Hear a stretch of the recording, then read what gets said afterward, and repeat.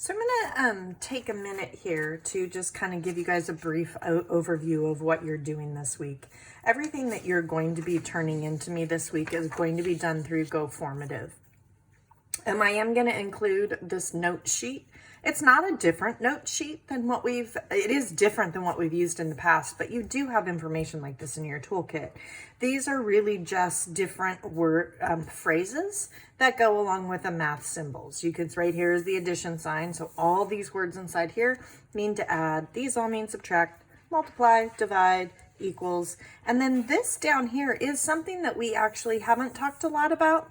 And these are words that would make you need to use parentheses. And I'll show you a couple examples of what I'm talking about. So you're going to do this worksheet, and then in GoFormative, you will find a worksheet that looks like this, and it's 10 problems, and that's what you're going to be doing on Monday. On Tuesday, there's another one that looks just like it.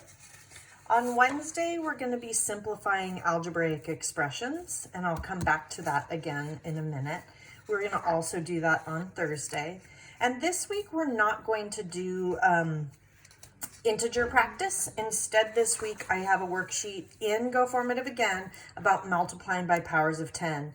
If you need to use your calculator to do this problem, you're more than welcome to use your calculator. What I really want you to focus on is what is happening when we do these problems. Some of you are really familiar with what happens when you multiply by 100 and 10 and 1,000. Others of you probably need to use your calculator to really understand what's happening.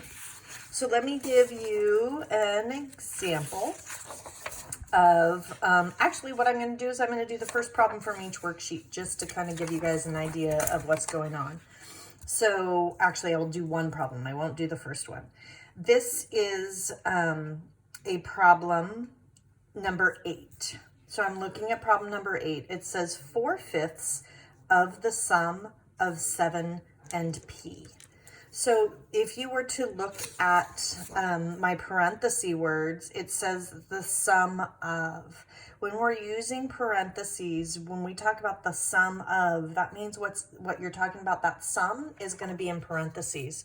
So my sum is 7 and p, so I'm going to write 7 plus p, but I want 4/5 of that. Well, 4/5 is just the fraction 4/5. So that is how we would do that problem. I'm going to go ahead and grab one from Tuesday's worksheet.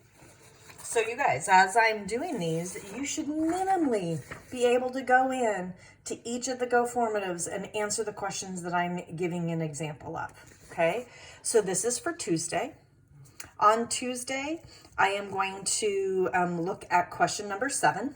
Question number 7 says 2/3 of m is subtracted from 6. So if it's being subtracted from 6, that means we start with 6. And 2/3 of m, well, if it was 5m, we would just write minus 5m. So if it's 2/3 of m, we're going to write minus 2/3 with an m right next to it. Okay? An example of on Wednesday's worksheet. Wednesday, I want to remind you that some of these problems are going to have distributive property and combining like terms in them. And remember, if you have a problem with distributive property and combined like terms, you have to do the distributive property first. For example, number 10. On number 10, I'm going to do 8 times negative 9k. That's negative 72k. We also have to do 8 times negative 7. Well, that gives me negative 56 minus 5. So now I can combine these two terms together. So I get negative 72k minus 61. So that was Wednesday's worksheet. Moving on to Thursday's. On Thursday's worksheet, I'm giving you an example. And I'm going to do another one that is similar to that. Let's look at question number 7. Question number 7 has distributive property and combined like terms. Remember, we gotta separate this. We don't want to do that subtraction until we're completely finished. So we're gonna write down 4 minus Well, negative 5 times negative 6 is 30, so that becomes a positive 30 actually. Negative 5 times negative 7 is negative 35x. When we're combining our like terms like this, we're always going to put the x value first. So we have negative 35x, and then we're going to add the 4 and the 30 and get 34. So those are the examples from this week's work. Next week, we're going to move on and review a little bit of order operations before we finish. And then that last week, I'll probably give you one assignment where I am not going to allow you to check your answers, and I want to see how well you do. So remember, when you guys are working on the Go Formatives, you really should check your answers at the top. You are getting points for how many problems you are getting correct.